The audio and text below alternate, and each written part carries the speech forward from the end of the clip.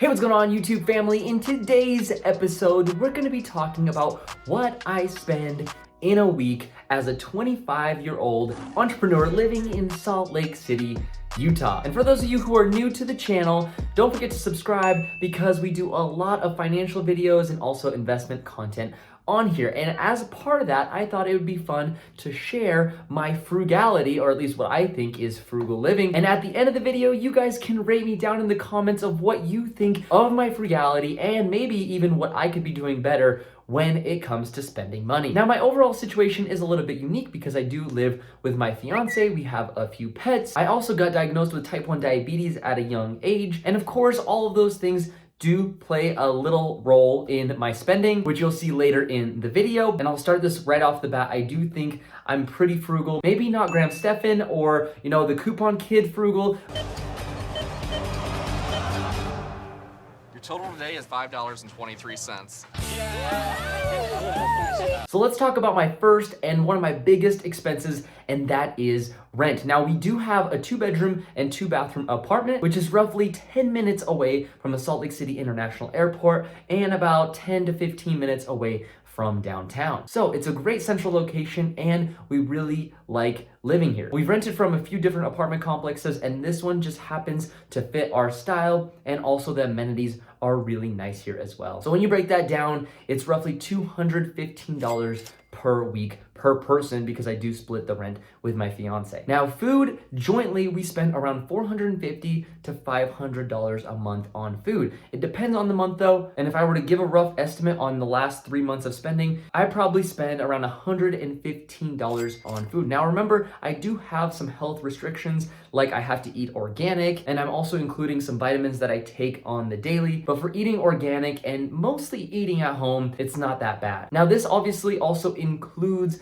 eating out. We eat out probably 6 to 7 times a month. I think last month we ate out around 8 times, but on average, it's somewhere between 6 and 7. And when we eat out, we try not to pick the most expensive places. In fact, we try to find the healthier options, but also keep it under 20, 30 bucks per meal. And I'm not talking about per plate, but actually per visit, which I think 6 to 7 times a month is pretty reasonable, especially with how busy our schedules are. And I'm honestly surprised that it's not more. I know it's been more in the past. About a year or two ago, we used to eat out a lot more, but after realizing how expensive it really is to eat out all the time, we've started to cook a lot more at home. So like I said, that's about $115 a week for food. And next we're gonna talk about another really expensive bill that I have, which is my car payment and insurance for my car. Now, before you knock me on this one, because it is a whopping $900 a month or $225 per week, but as you guys know that are familiar with the channel, I have a Tesla that actually is rented on Turo for most of the time since I do most of the work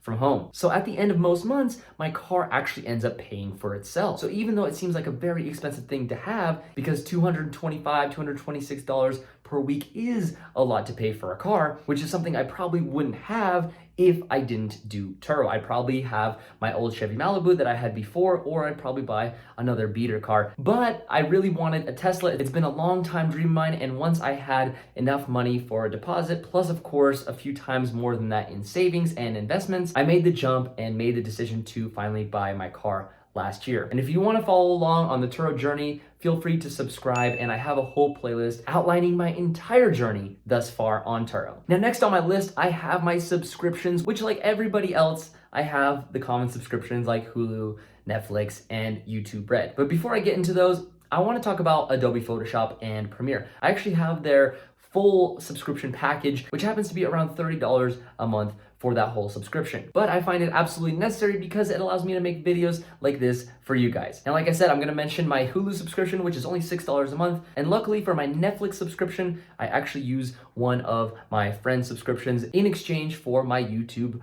Red. So even though I pay around $25, $30 for YouTube Red, my Netflix happens to be free. So I can still enjoy movies like this and enjoy TV shows like this as well. And the last subscription that I actually have are my test strips, which are roughly around anywhere between $20 and $25 per month. They do vary a little bit because some months I restock a little bit earlier if I have to prick my finger more often than not. This is obviously a diabetic must, and I can't really go around that. If anything, it's actually really inexpensive. expensive. For 100 test strips, it's only $20. When classical pharmaceutical test strips that you buy from, the pharmacy, those are roughly $30, $40, $50 per month for the same amount of test strips. So all these subscriptions together come to around $76 per month or $19 per week. Now my phone payment is with T-Mobile and I pay a whopping $48 per month or $12 per week. That one's an easy one and pretty necessary as well. Now the last one on my list are the miscellaneous items that we could all probably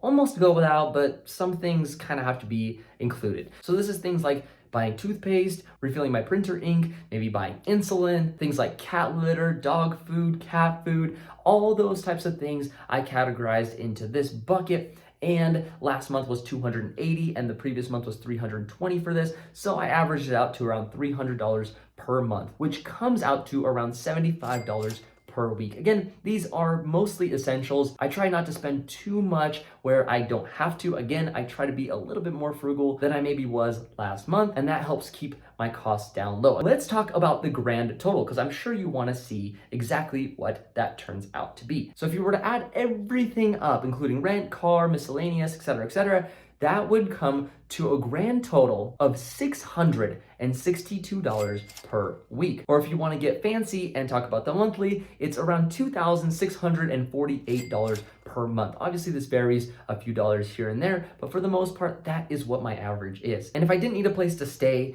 and I didn't need my car, well, my weekly total will actually come down to around $221. I think that's pretty good, but you can tell me down in the comments whether you think that's good or not. And if you want to include the rent, but maybe not the car, because maybe I could just sell the car, then we are looking at around $436 per week spent. Now, obviously, I'm not going to remove my car because it does end up paying for itself, but for the sake of the argument, you could consider I spend $1,744 per month after all said and done, which I think is pretty frugal. Now, of course, that is up to you to decide whether that could be improved or if you think I'm doing well. I'd love to hear your thoughts down in the comment section below.